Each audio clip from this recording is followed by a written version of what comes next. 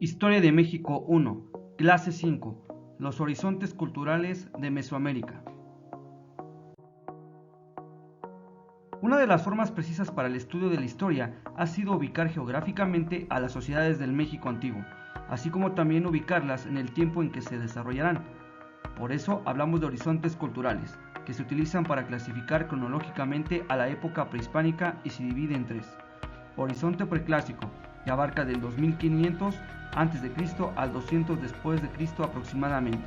Horizonte clásico, que ocurre del 200 al 900 después de Cristo. Horizonte posclásico, del 900 al año 1521 después de Cristo.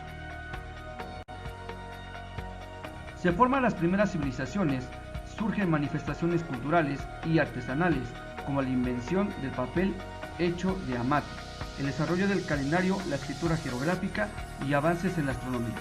En este horizonte apareció la primera gran cultura mesoamericana, la olmeca, cuyo principal desarrollo se dio en la zona del Golfo de México, alrededor de tres grandes centros ceremoniales: San Lorenzo, Tenochtitlan, La Venta y Tres Zapotes. Se ha comprobado que su influencia se extendió hasta lo que hoy es El Salvador, en la región maya y en otras culturas asentadas en la región central del territorio de Xochicalco, Morelos, en la región zapoteca, Oaxaca y mixteca en Guerrero. También surgió la civilización maya alrededor del año 2000 a.C., destacándose por su organización social, desarrollo científico y cultural. Los mayas eran un conjunto de grupos que componían elementos comunes como su organización política, lengua, costumbres y organización militar. Esta cultura se extendió a lo largo de los territorios actuales de Belice, Guatemala, Honduras, El Salvador y los estados mexicanos de Campeche, Tabasco, Chiapas, Quintana Roo y Yucatán. En esta etapa surgen las primeras aldeas agrícolas, para después conformar ciudades. Entre las más importantes se encuentran Copán, Palenque, Bonampak, Tikal, Uxmal, Chichén Itzá y Mayapán. Horizonte clásico.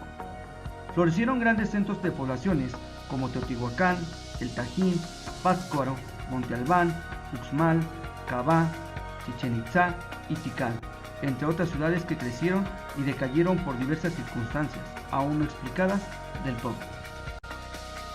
Horizonte clásico.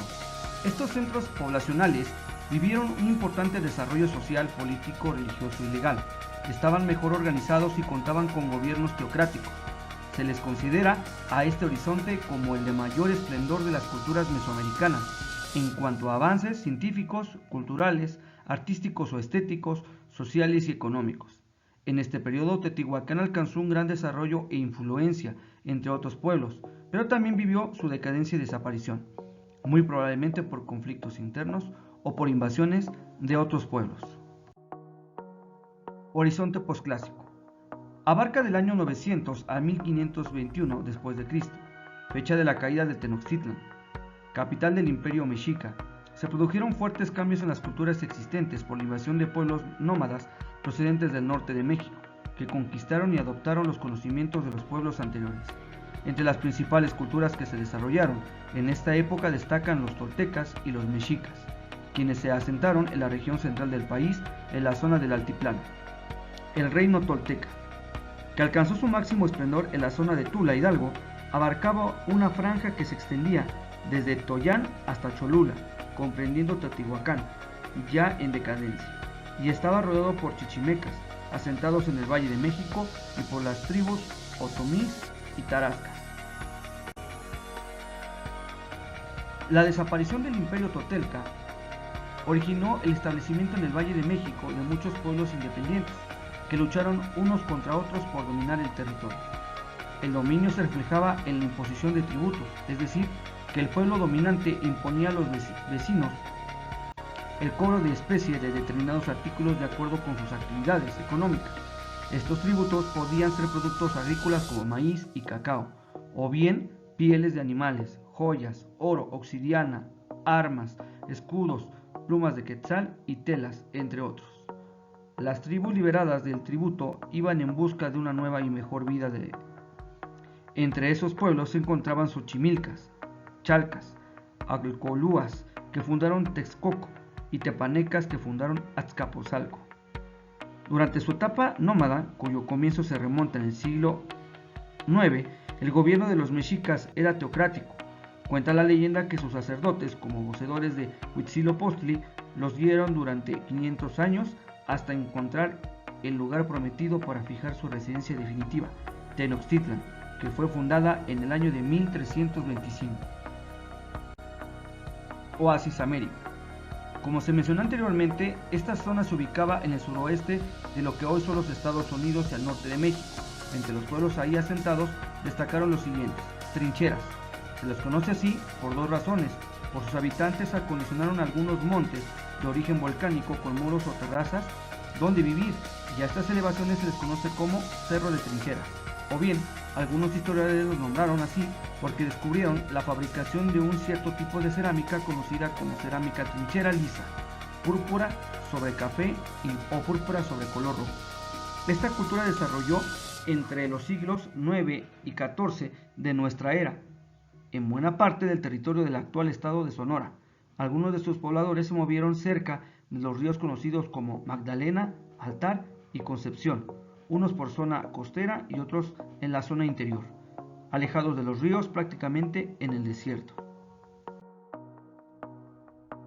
Aunque hay pocos elementos para identificar la evolución de la cultura trincheras, los arqueólogos han encontrado vasijas, pipa, cerámicas y conchas. Sostuvieron actividad comercial con algunos pueblos vecinos como Paquimé y Jojocán. La cultura de trincheras siguió presente hasta el siglo XIV de nuestra era, ya que cuando los españoles llegaron a la zona de Sonora, esta región era habitada por los Pimas. Jojocán. Esta cultura se desarrolló en el área que hoy ocupan Arizona en los Estados Unidos y una parte de Sonora y Chihuahua en México desde el año 2200 a.C. aproximadamente hasta 1450 después de Cristo. Según los especialistas, su nombre proviene del papago y significa los que se fueron. Los ríos Gila y Salado, que corren en el desierto, fueron el principal recurso para el desarrollo de esta cultura. Construyeron canales y presas de riego, desarrollaron la agricultura produciendo algunas variedades de algodón, tabaco, maíz, frijol, pitayas, magueyes, que combinaron con la caza y recolección de frutos. La agricultura los volvió sedentarios.